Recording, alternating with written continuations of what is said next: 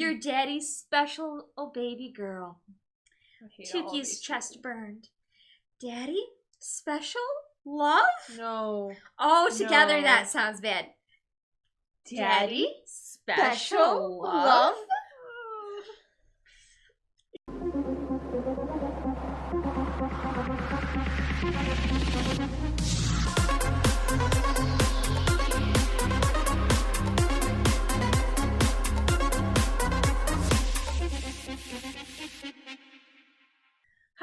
It's Legend Rings or Mackenzie back here again with my friend Kaylee.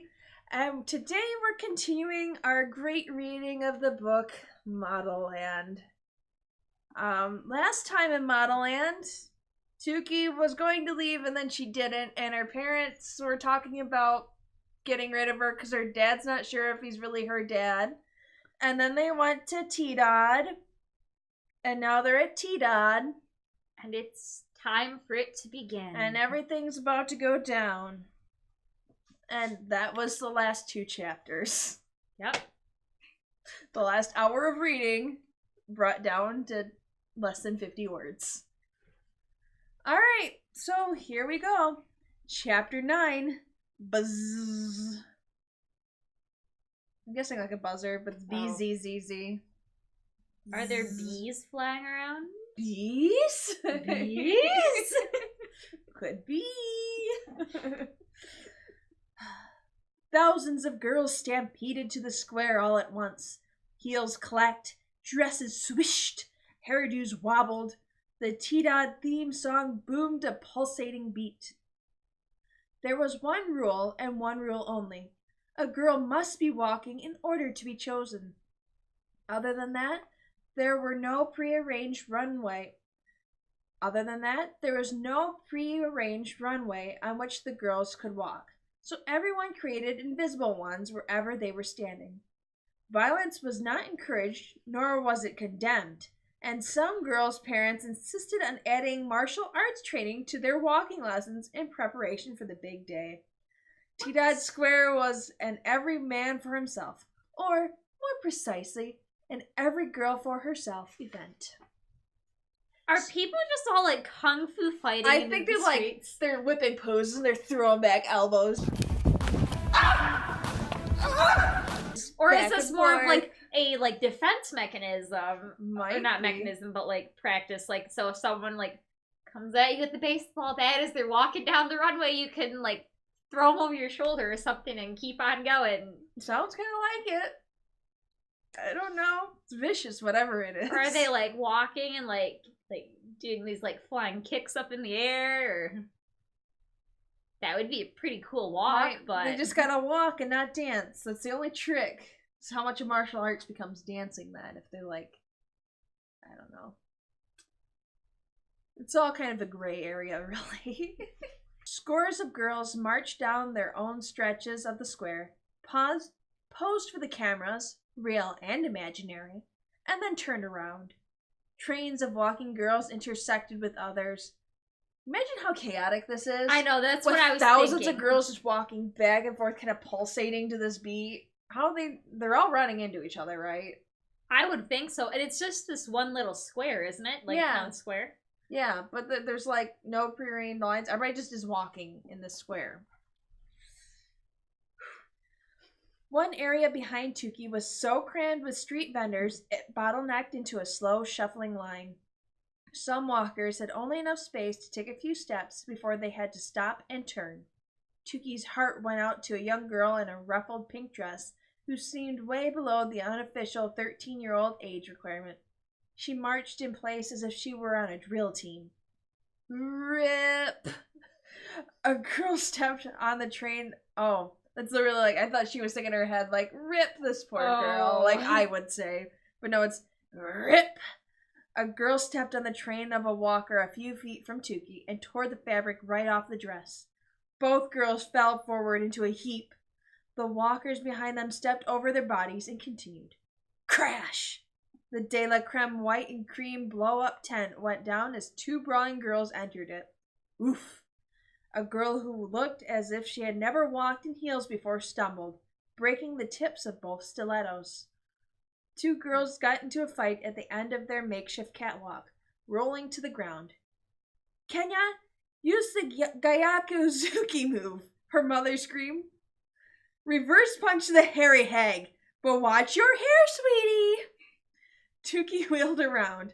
The hairy hag was Abigail Good, sideburns in full glory, faint mustache above her upper lip, unshaven leg hair coating her calves, underarm hair swaying in the wind, and a down with razors picket sign still in her hands. The girl she was fighting with tried out a karate move on her, but Abigail expertly evaded her blow. Tookie's jealousy meter skyrocketed. Even Abigail was competing?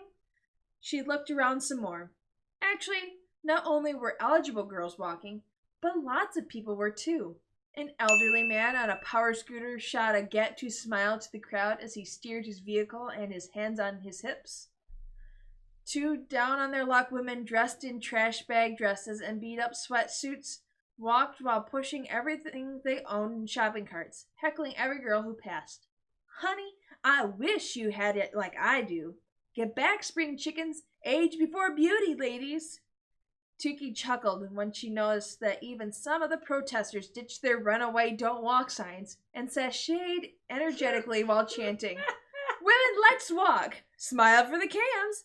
T-Dot, it rocks. Crank the music. Let's jam. A few drunken boys from outside the gates got into the action, strutting next to the girls in exaggerated long-legged lopes. One guy snaked an arm around a girl's waist, but she swatted him away. The photographers and cameramen scrambled to catch every moment, projecting various images onto the screens next to the stage. Thump, thump, thump, the music beat on. The largest screen showed the remaining time left for walking.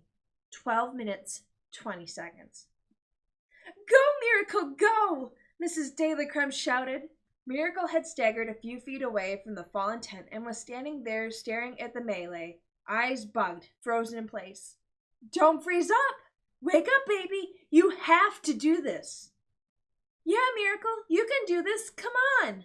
Tookie urged, holding her sister by her arms and staring into her eyes, trying to spark a connection.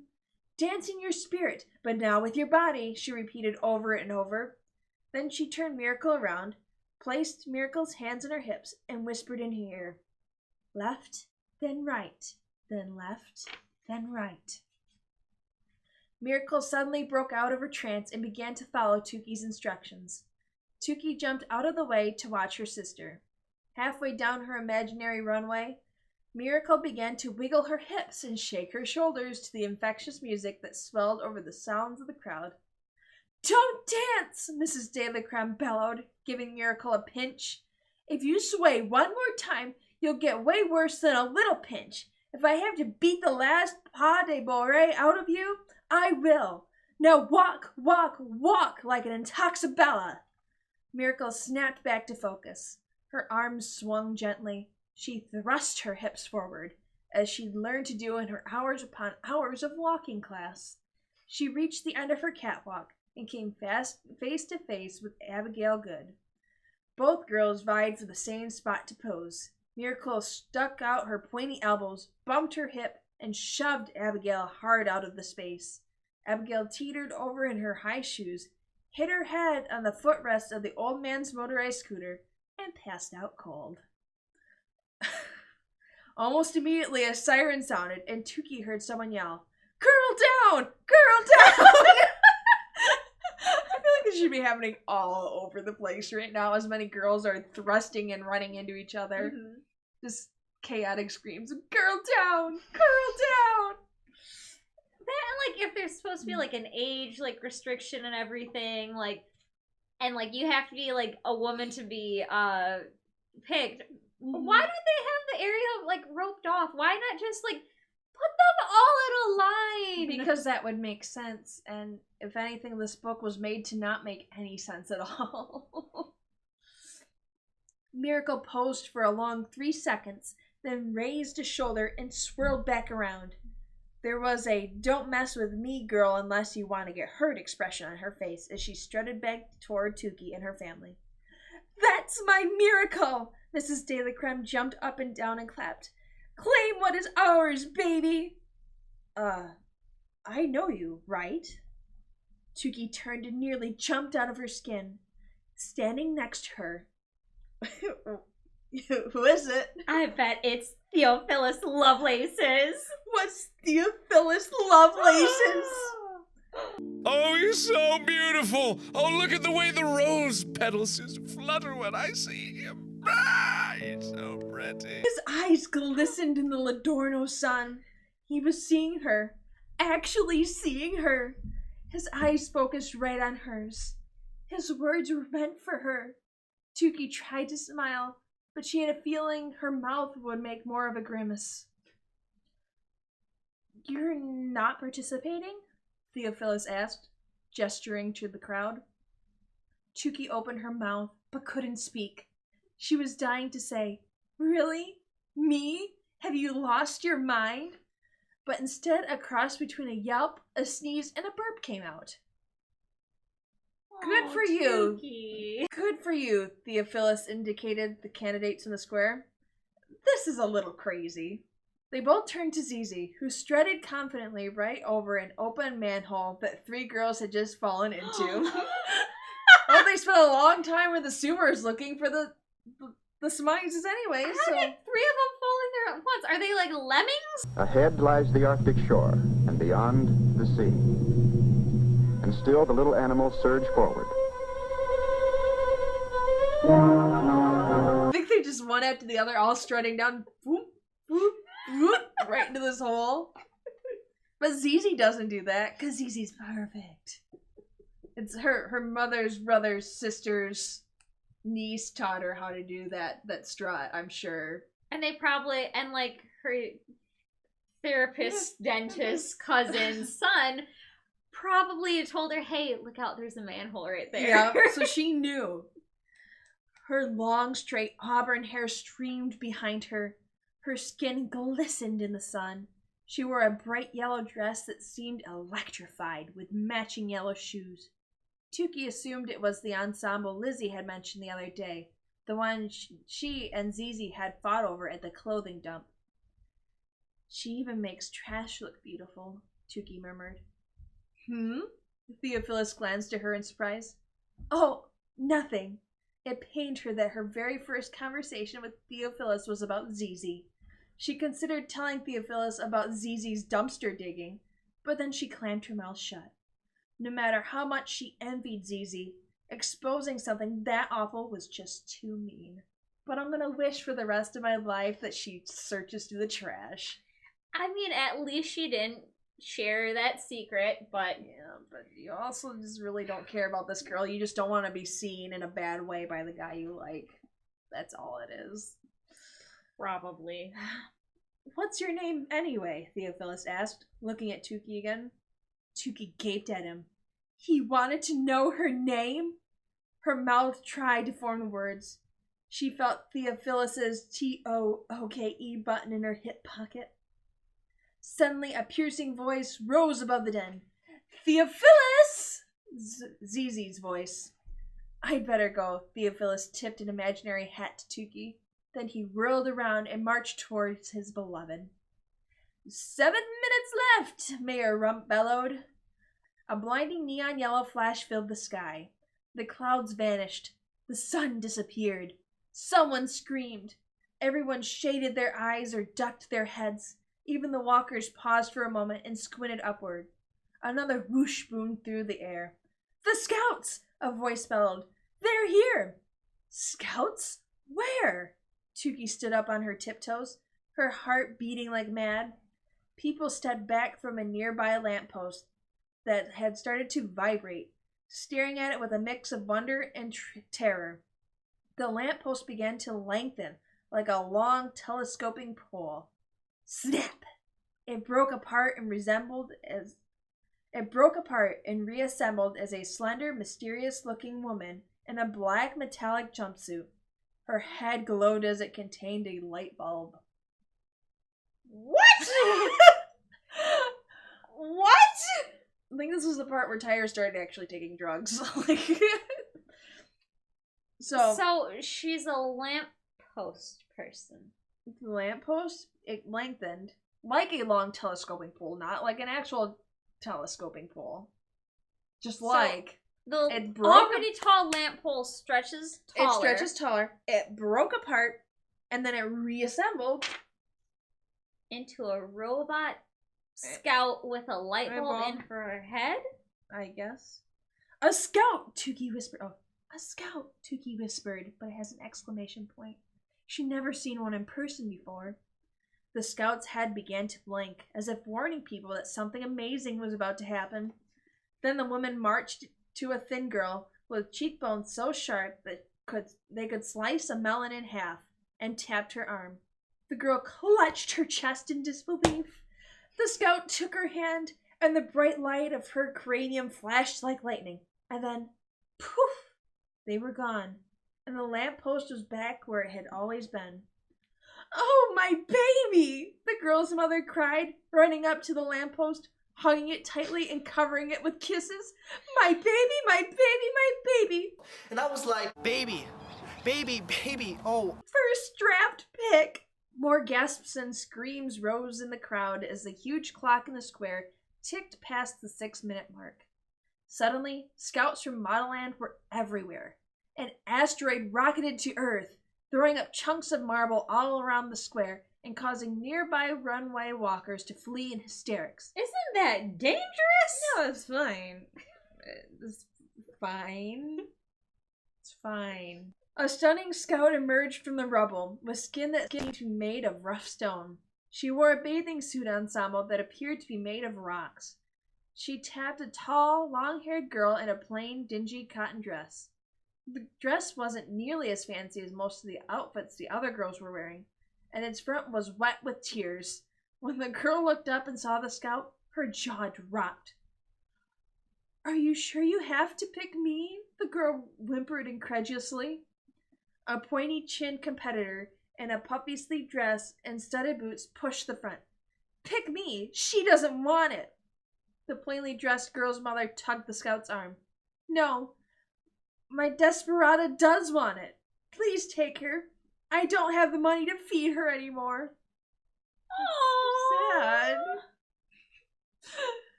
Some parts of this book are just so incredulously stupid, and then other parts just break my heart.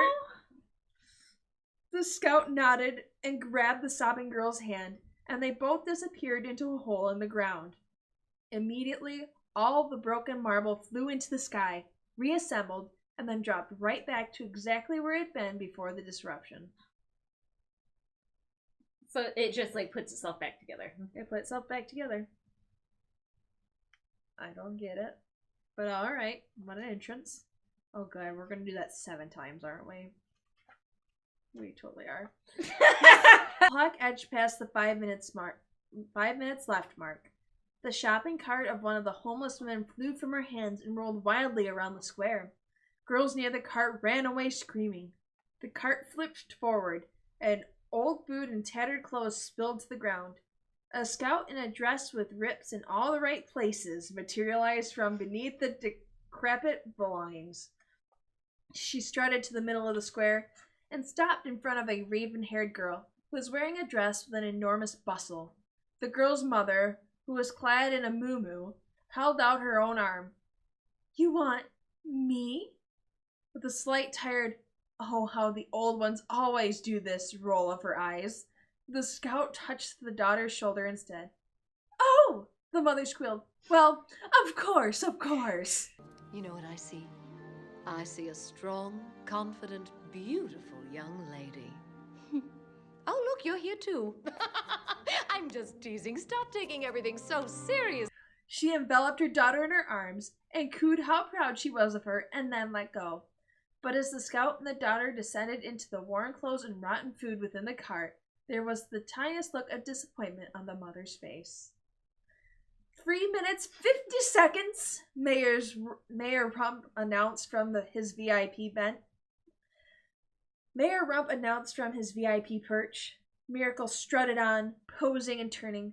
Mrs. De La Crème bit her nails. Mr. De La Crème paced back and forth. He's gonna get picked. Eruptions occurred all over the square. The reporters swiveled their cameras and microphones, trying to keep up with the mayhem. Walkers to the left, right, front, and back bumped into Miracle. She walked 2 steps, posed, turned, and walked again. Even Zarpessa, or Zizi, was losing space, walking in a tight circle near the strange obelisks. Tookie, climb up here so your sister has more room to walk, Mr. De La Crème commanded behind her.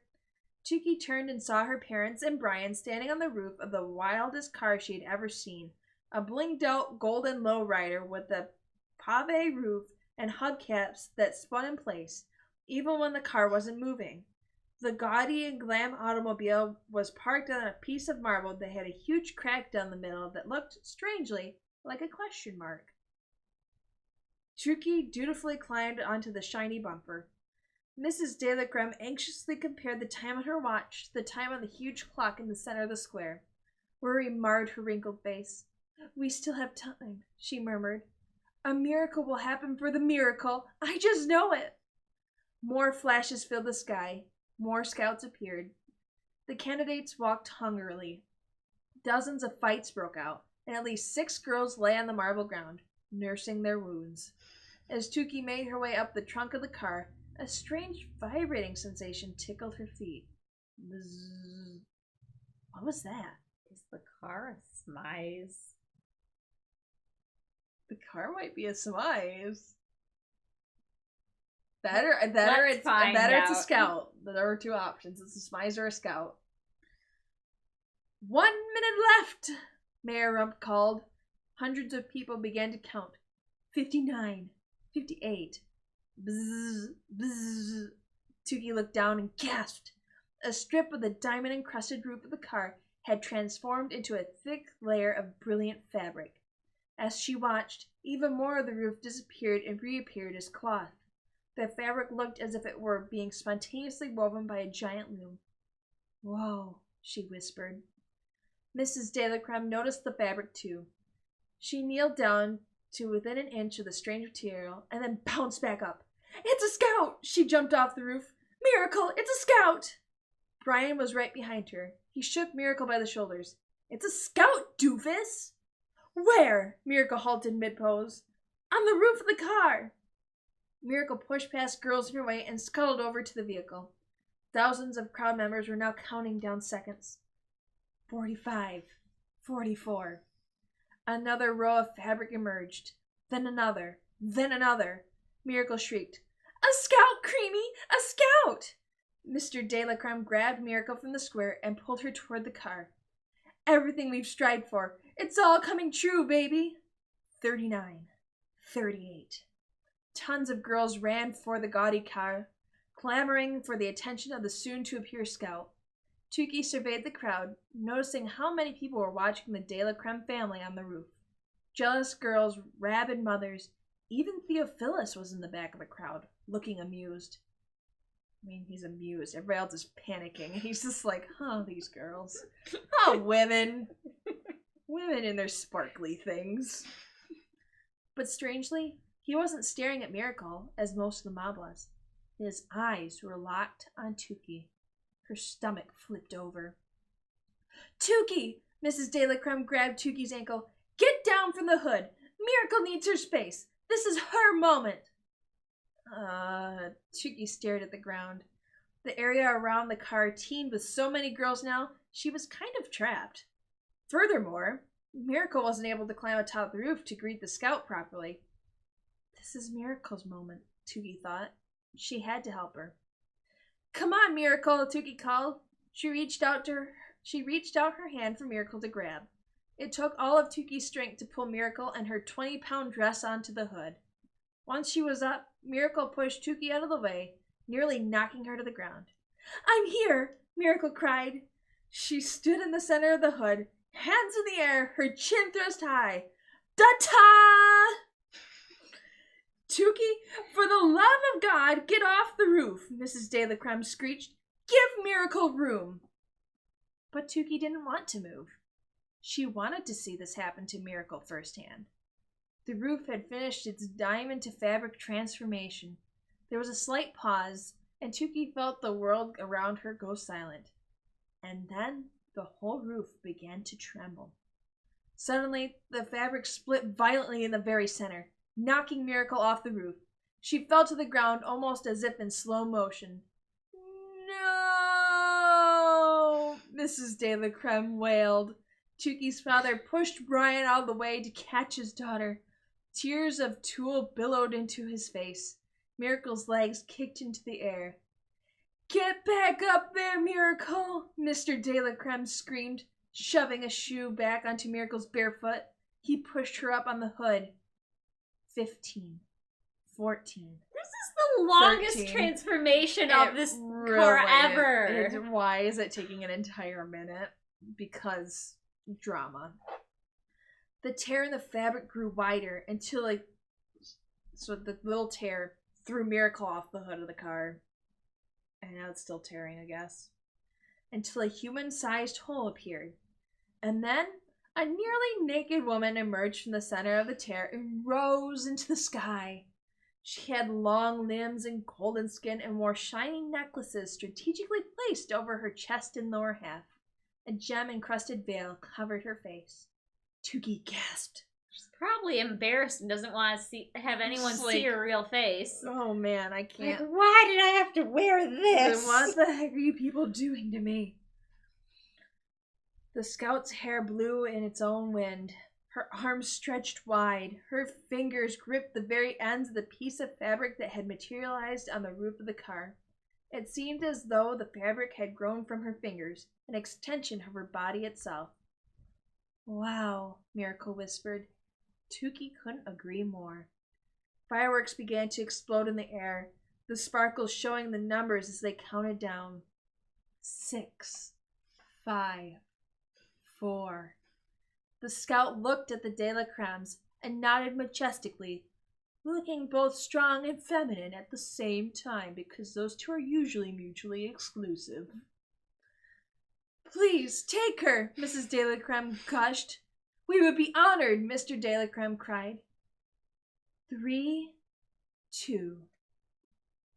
And then the scout reached out her long, slender, radiantly decorated hand and beckoned to Tookie. Plot twist! Bet you didn't see that coming. I never guessed. You would have never guessed that Tookie would get chosen even though she never got a smize. But she really did get the smize. Increases your chances by 91%. I say she got it. It probably knows, like, who gets it first, but... I don't understand. I'm so done with the counting. So done with the counting. Well, that counting's over for now. I know, but... Well, who's to say what happens in the next 10, 12 pages? My turn. It's all up to you. What? But that's up to you, too. What? I don't know. Is that a V or a U? Oh, it must be... No. Because it's... Okay. Yeah, it's you. All right. Ready? Ready as I'll ever be. Chapter 10. Beau Big Teak Nation. The entire De La Crème family stood dumbfounded. Wow. Tookie stared at the scout's outstretched hand. Was this some kind of cruel joke? All sorts of possibilities flashed through Tookie's mind. Blood pulsed hard from her heart to her head. She glanced at the question mark-shaped crack in the ground. It seemed very appropriate at this moment. The scout's hand reached closer. Mrs. De La Crème scuttled onto the car's hood with the nimbleness of a mountain goat. Oh, no, my most honorable scout, she spouted. This is not the girl you came for. She pushed Tookie aside. You want my miracle. A sparkling slip of paper appeared in the scout's hand. Studying it, she first eyed Miracle, arching her body towards the girl so that mere millimeters separated their faces. Then, in a flash, the scout turned to look at Tookie. She returned to Miracle, triggering a hopeful smile on Mrs. De La Crème's quivering lips. Then she scrutinized the paper in her hand again. What's taking you so long? Miracle blurted out. You want me? I'm the miracle. I'm wearing the smize. I'm on that list, right? I don't like her anymore. Never mind. Spoiled little brat. Miracle reached for the list in the scout's hand. Whap! The scout jerked back so quickly that one of her necklaces swatted Miracle's hand away. Miracle let out a sharp squeak. Ow! Creamy! Oh, She Lord. smacked me with her thing! Okay. Mrs. De La Crème squared her shoulders. Oh no, you did not just whack my Miracle. I may not know who the hell you are, but I do know you have lost your diamond-encrusted mind. Okay. The scout's body tensed, and in the blink of an eye, Mrs. De La Crème changed her tune. But, I mean, lovely bejeweled goddess, you do indeed know best. You can whap, slap, smack, clobber, knock out, even give my Miracle a black eye. Good. Do as you wish, just choose her. Miracle pointed accusingly at Tookie. She's the one you should be smacking. She doesn't even care about Modelland. Yes, I do, said Tookie softly. Not that any of you have ever asked. But her words were drowned out by the howls of the crowd, the blares of car horns, and the ear-splitting bong of the giant clock in the middle of Ladorno Square as it marked the official end to the day of discovery. The scout consulted a glittering piece of jewelry on her wrist that resembled the top half of a crystal snow globe. It changed colors slightly with every second that passed. Then she extended both hands to Tookie, waving them impatiently. Oh, okay, Tookie said uncertainly. It felt like she was in a dream as she reached for the scout. But just before they touched, two strong hands shoved her from the side. She tumbled off the car, falling straight into Mr. De La Crème's arms. He quickly pushed Tookie back up on the roof. Creamy, what are you trying to do? Kill the girl? They want one of our daughters? Isn't that good enough? If she wants Tookie, let her take Tookie. Mrs. De La Crème glowered at him. Oh, so now the circus freak is your daughter? Yeah, that's kind of what I was wondering. Uh-huh. Mr. De La Crème looked up at Tookie. Tookie, don't listen to her. You know I love you, right? Always have, always will. Your daddy's special, oh baby girl. Tookie's chest burned. Daddy? Special? Love? No. Oh, together No. that sounds bad. Daddy? Special love? She had a strong feeling he didn't mean it, but she couldn't help letting his warm words affect her anyway. Just go, Mr. De La Crème told Tookie, for all of us. You suck. Yep. As if it had been waiting to be released her entire life, a single tear dropped from Tookie's eye. Did he want her to go because he just wanted to be rid of her? Was he truly proud of her and thought she really deserved this? Or was he just now willing to be her daddy because she was the scout's choice? I don't like daddy. Nope. I don't like daddy. He's awful. Both parents are awful. They're But awful. Suddenly, something in the crowd caught her attention. There, on one of the huge screens, was her face. Her 6 head. Because her forehead, but it's so large, it's a 6 head. Oh, No, God. she has 6 heads. It's a new twist to the story. Well, I here. was confused. Okay. Yep. But Tyra always refers to herself as having a 5 or a 6 head. I love my forehead, so I have a very large forehead. Some people call it a 5 head, and maybe even a 6 or a 7. Ah. So, thanks, Tyra. There, on one of the huge screens, was her face, her 6 head, her multiple personality disorder hair, her mismatched eyes. This image was projected all over Metopia, all over the world. Hundreds of bewildered spectators in Ladorno Square stared at the screen. Thousands of hopeful girls wailed to their mothers, "Why does she get to go? She's crazy looking!" Millions of people all over the world saw Tookie's image right now and thought, "What the?"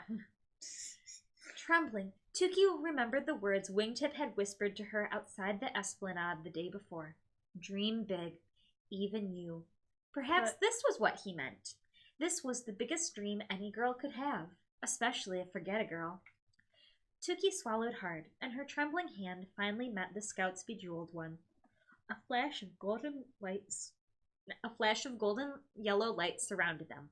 A strong sucking sensation pulled at Tookie's feet, then her legs, and then her stomach and back.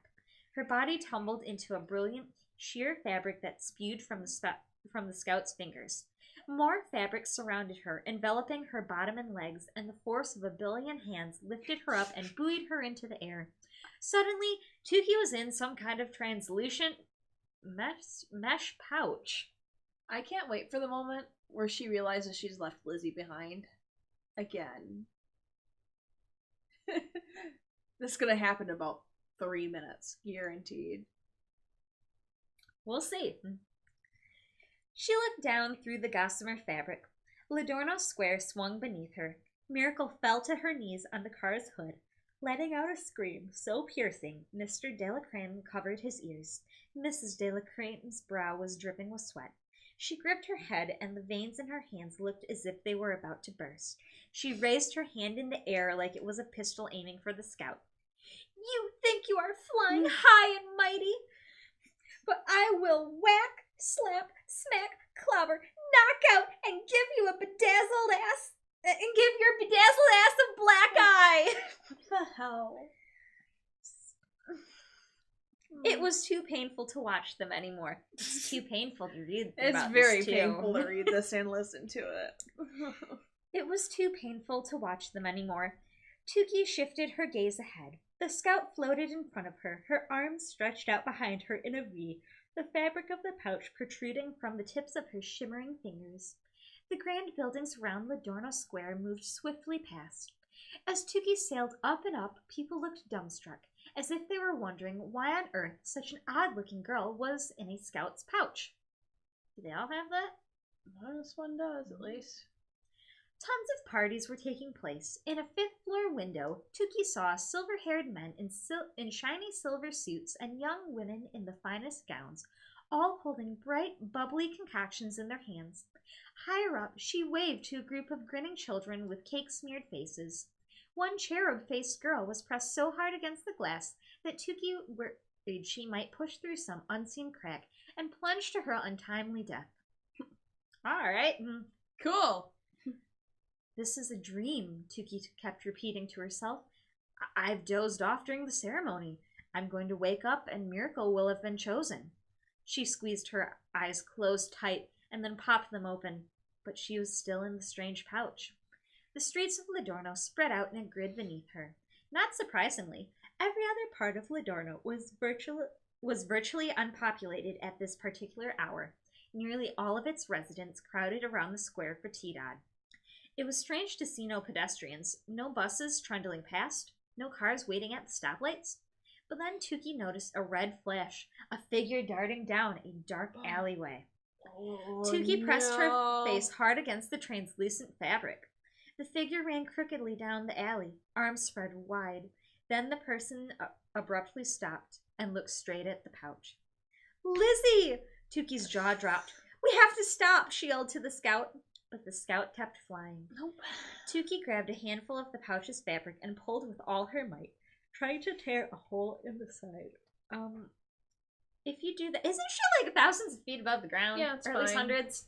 It's fine. It's all a dream anyway, so what's it Oh, matter? that's true if she thinks that. A horrible thought struck her. What if Lizzie saw my face on those humongous screens? What if Lizzie saw me willingly take the scout's hand? What if she thought I skipped out of the Exodus because I wanted Modelland more? You did. She doesn't think because you just did. I didn't know about this, Lizzie. I swear, Tookie screamed. But Tookie and the scout were too high in the sky for Lizzie to hear her. Lizzie's tiny body jerked to the side in a big twitch. After a moment, she lowered her head and began to run once more, the shadows swallowing up her crimson head. Soon she was nothing but a small dot. "Lizzie," Tookie whispered, overcome with shame and guilt. She stood and curtsied, saying farewell to her one and only friend. Not anymore. They moved fast through Ladorno, traversing the resort quarter, the luxury district, and Platinum Row.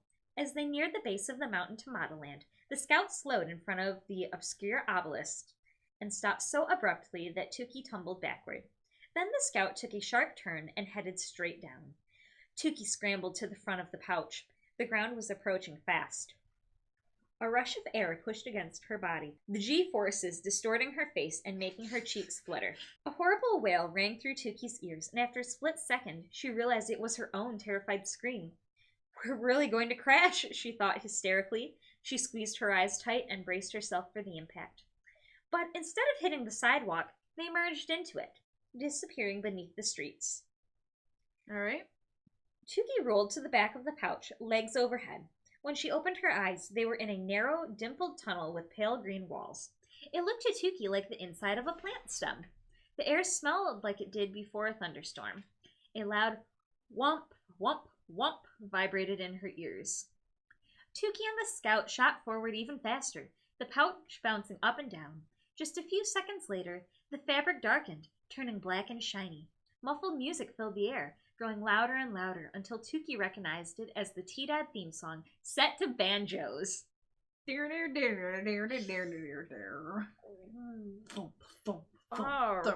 green-tinged fluorescent light appeared at the end of a tunnel.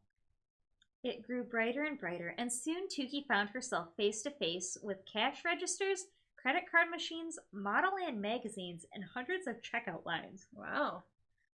In front of her, the Scout's paper-flat, gem-studded, and now shiny black patent leather-clad body rolled out of an enormous black rubber mechanism. All at once, Tookie understood. The Scout had just unrolled from a conveyor belt. They must be in some kind of store. Then she looked around. "Oh my God," Tookie gasped aloud. "I'm in Bo Big Teak Nation, walking ladies," a chipper-voiced man boomed over the PA. It doesn't even, ring right. No. Bo Big Teak Nation, walking ladies. I don't get it. "It looks like we've got a zirconia-encrusted Modelland Scout on the loose." Thousands of girls screamed with excitement. Voices bubbled through the air. "Where is she?" a girl screamed. "I think I see her in aisle 453 near the purple light bulb section." Geez. "No, she's in the auto parts aisle." Tookie looked through the pouch, taking in Bo Big Teak Nation for the first time. She'd read all about the place. It was the most convenient of convenience stores, where everyone lived inside the giant store. Oh, cool. Be down for that. Yep. Small houses peppered the perimeter as far as Tookie could see, and a wide upper-level balcony filled with larger houses encircled the entire place. To her left was the large section of motorhomes for sale. A bored salesman sat under a sign that read, "Ready to take your family on a Bo Big Teak vacation tour? Explore the other side of the nation in style." The rest of the square footage contained mile upon mile of merchandise, but no one was shopping. Everywhere Tookie looked, girls were walking. They were in a different part of the country, in a different time zone. It's still T-Dad here, Tookie thought. Scores of girls sashayed through the aisles, shoving each other and screeching whenever they crossed paths. Every girl wore a single color from head to toe. A curly-haired strawberry blonde with a gap between her teeth was dressed in all mint green. A bronze-skinned girl wore metallic gold from her headband to her false eyelashes to her shoelaces. Tookie Scout was the only one doing any shopping at the Bo Big Teak. Her head darted left and right. Then the Scout homed in on a girl about an eighth of a mile away. It was weird. Whatever the Scout saw and heard, Tookie could see and hear too. Like the tiny ticks in the tick farm display. Why? Like the tiny ticks in the tick farm display way down aisle 135, and the tapping of a girl's foot at a messy counter marked the nation's customer service, which was clear across the store. Why do they have displays of ticks? Because you can. Like the bug, like a tick I'm thinking that sucks your blood? What? Maybe if you have a particular enemy you just really can't deal with today, just pick up some ticks and release them into their home, and it's a great time. I don't know. The girl stood behind the counter. Her name tag said Dylan. Dylan was shaped like a bottle of Bo Big Teak Cola and had a heart-shaped face. So is this like Walmart? Is Bo Big Teak just like a giant? Also, how do do we know what Bo Big Teak Cola bottles look like? Is it like the old classic Oh, this Coca-Cola is just world building. bottles? Kaylee, this is just world building. Beer Because bottle. world building in this sense is you just throw people into things, and that creates a world, and you're just expected to understand them because the main character already knows these things. That's world building. I'm still having a hard time trying to picture this place. So they live inside the store. They live in the store. But it's still a store. Yep. There's at I least don't know. 500 aisles. All right. It's a good time. Her lips were full and naturally raspberry colored. Alright. Okay. Maybe. Her lips were full and naturally raspberry colored, and her lavender blue eyes sparkled. Her thick, healthy, golden blonde hair stretched to her butt, and she wore it in 2 ponytails, one on each side of her head. Her monochromatic outfit was the exact hue of her lavender blue eyes. An apron with strings of blinking lights displayed Beau in bold across her chest, Big in black letters down her right thigh, and Teak in script across her buttocks. Why? First of all, how are you seeing all this at once? Second of all, why? I just don't. It's not going to be important later, so why are we wasting details on world building at this place where we're never going to come back to? I don't know. A little girl ran up to Dylan. Dill, why can't I walk? What? Oh, sorry. I just didn't continue. A little girl ran up to Dylan. Dill, why can't I walk? I've been practicing my strutty strut. She twirled around Dylan. So walk in the sense of her The little girl runs up to her. Dill, why can't I walk? I don't know if you just slow down this running thing you're doing. You probably do just fine. Oh, jeez. Dee Dee, you know you can't walk today, baby cakes. You're only 5 years old. Plus, Mama would go crazy on me if she saw you anywhere near that loony bin farm of desperate chicks. The little girl pouted. Can I walk with you then? Right here? She won't know. Dylan smiled good-naturedly at her little sister. Okay, baby cakes, stand on my feet. As if on cue, a crash sounded down an aisle. You stole my walking style! A girl in an ivory outfit screamed to the strawberry blonde, lurching for her and knocking over a display of motor oil. Gallons of slick ooze were now creeping across the tile floor. Strawberries and cream are mixing it up in a blender on aisle number 197, cackled a voice over the loudspeaker. I wonder what that juicy smoothie is gonna taste like. Oh, gross. A female Bo Big Teak security guard bicycled down to break up the brawl and to keep the flow of walkers moving. Strawberry promptly punched the security guard in the eye, and a new brawl ensued. Nice. The speakers crackled again. Girls and ladies, chicks and dames, the strawberry on aisle 197 is one sexy knockout. We need assistance. Can someone please back that thing up and get over here now? No. Dylan sighed and whispered something in her sister's ear, then marched towards the altercation. Swinging her hips to dodge frantic walkers and lifting her arms to squeeze between displays, Dylan looked graceful and very sexy even as she slid in the oil spill. Come on, ladies, Dylan shouted at Strawberry, who was swinging punches at anyone nearby. 6 instigating girls continued to prance and strut around the ruckus. Dylan's mere presence seemed to calm Strawberry. Dylan put her hands on her hips, cleared her throat, and spoke like a referee.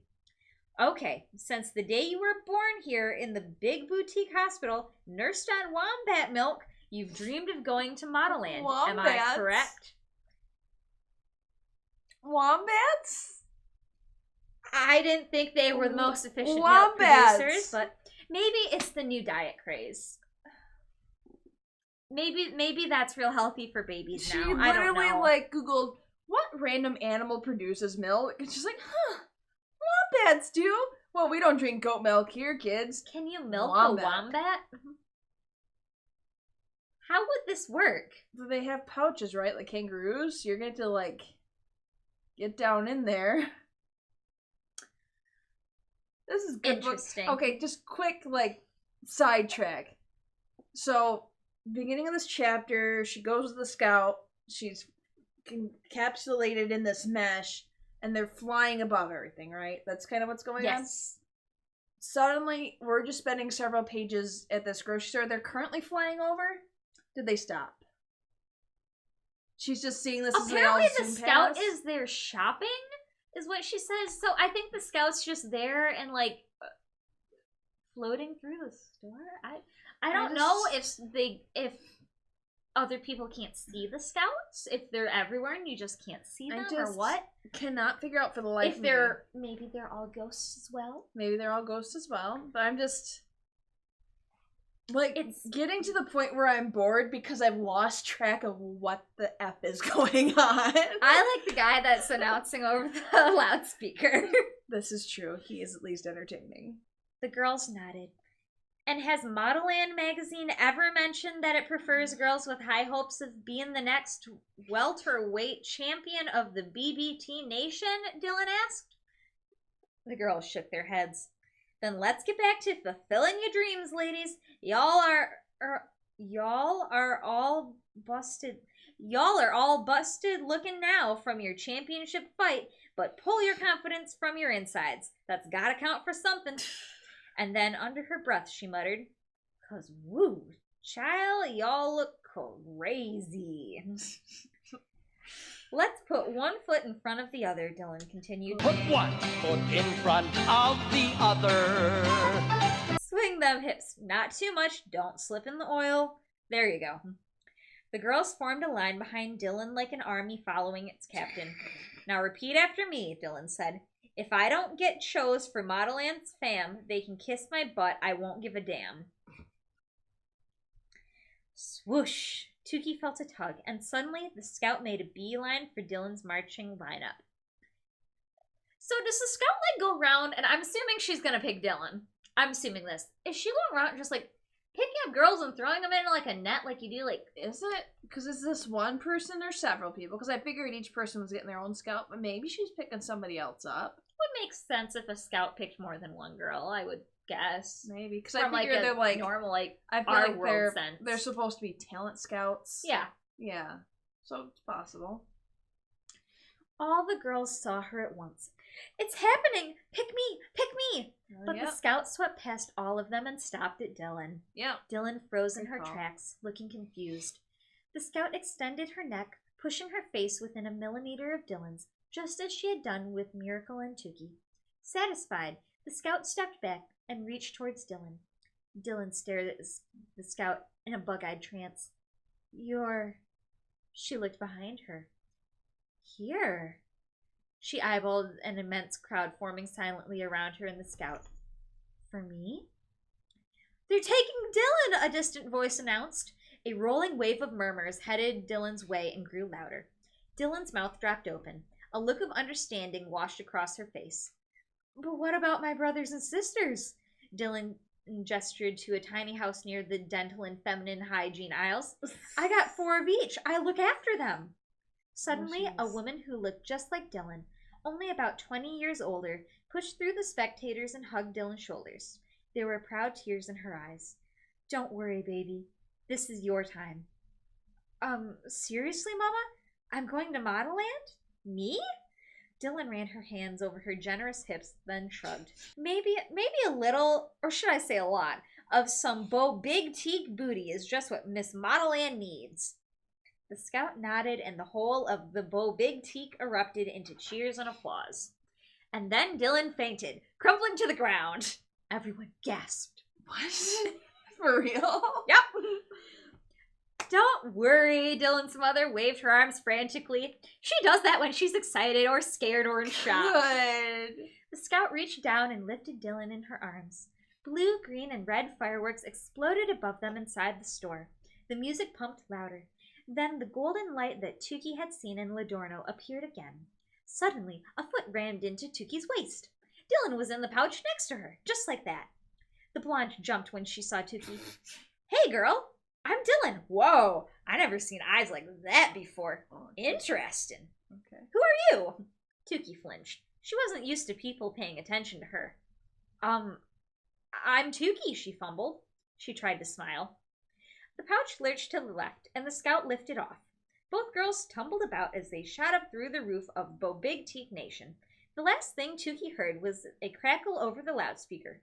All right, little losers, the announcer resumed. Tissues for your boo-hoos and bandages for your boo-hoos can be found in aisle 222s. The end.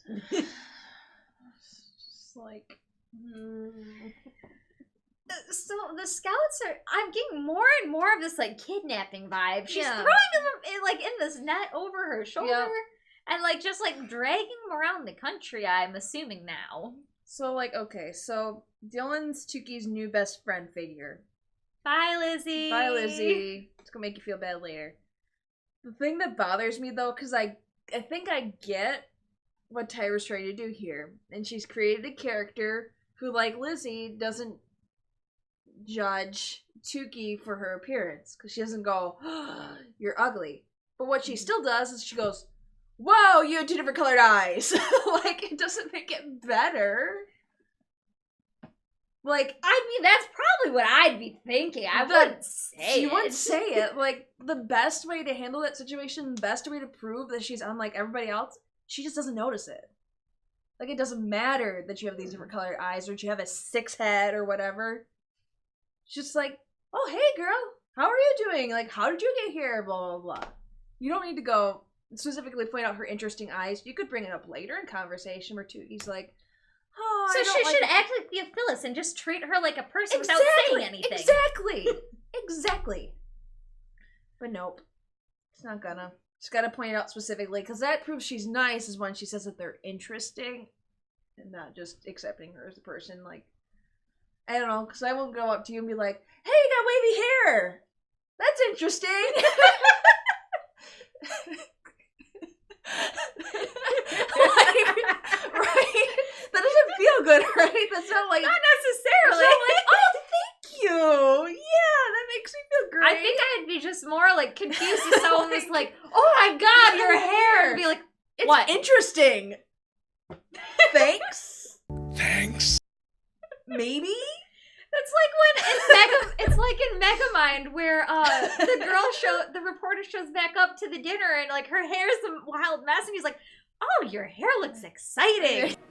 Sorry, I'm late. Wow, your hair looks exciting. That's not necessarily a No. compliment. Not That's necessarily. just a nicer way of saying, "What the hell happened?" So, are we ever going back to that world again? No, My guess would be Maybe. no. probably not. But at least I'm glad that they at least took Dylan with them, because I was concerned that we were getting a, like, Oh, that they just weren't like a gonna do bird's eye anything? view of everybody, and we were just gonna like, let's perfectly describe this entire character and moving on, because we've kind of done that before so far. So at least she didn't do that this time. We're getting an- there. Yep. We're getting I there. think we're about to hit some of the more interesting chapters. Oh, I can't wait. I can't wait to see these other girls and how they act and what they have to do. That'll be terrible. And it'll be wonderful because they're all terrible. Just like her family. No characters are getting better except for Dylan, who's kind of better than your average person, but still probably not the best, I'm guessing. So I wonder too did Tookie get picked because she found the smize and then it belongs to her?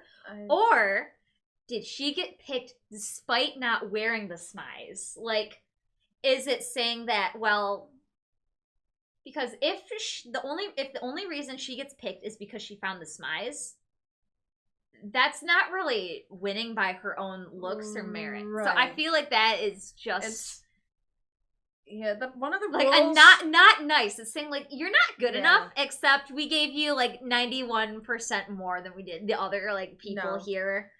So I'm really hoping that it doesn't Yeah. matter that Miracle doesn't get it despite having the smize, and that smize wasn't affecting Tookie at all. That's what I'm hoping, but What I'm really just fixated on is the fact that they point out the rule that you have to be walking when you're chosen. yeah, And that has Tookie is not walking. Tookie She's wasn't standing on walking. the cart, and don't you have to be walking all 15 minutes?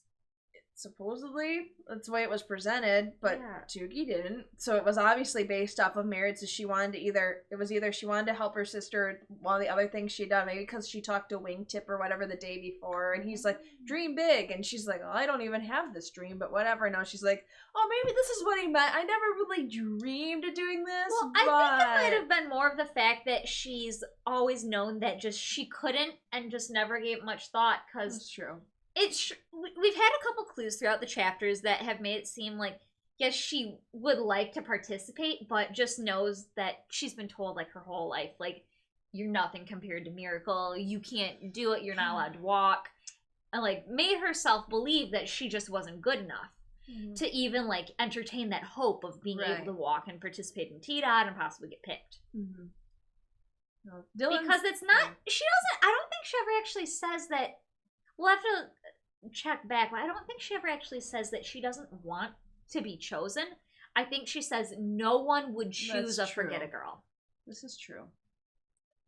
No, it's interesting because Dylan, I guess, was technically walking at one point or another as she's walking towards these aisles. I don't think that counts. I think it was by her merits of breaking up the fight and, like, teaching them, like... Well, like, she was kind of, like, the sister comes up to her and says, hey, can I walk with you? So I think she's, like, kind of, like, standing off to the side and, like, doing just her own thing where there's room. But, yeah, I think that... The scout comes in. This scout, or maybe... specifically this scout, maybe not all of them, but this scout comes in and is looking for merit rather than looks. Or just girls who aren't expecting to be there or whatever. So it's interesting. Gotta root for the underdog. It's so good. It's a good book. Favorite book. Best book ever. It's better than some of the books I've read. You know what? Sadly, that's true. Still have most of the book. Quite a long ways to go. What was that? The end of chapter 10? Yes, the end of chapter 10. So, I mean, we've gotten through quite a good portion of it, but as you can see, there's still a lot left to go. We're on page 120 of... Too many. Far too many pages. 69. But so hang in there with us for a little while more. Yeah. Again, we're going to try and make this really entertaining for the video. Try our best. Try our best. We're certainly entertained. We hope you are too. So, yep. All right. Well, if you guys like what you're seeing, let us know down in the comments below. And if you want to keep up with our Modelland adventures, make sure you subscribe and follow along. And just, we've still got a ways to go. And it's going to be quite the incredible journey. So... Yep, stay tuned. Bye.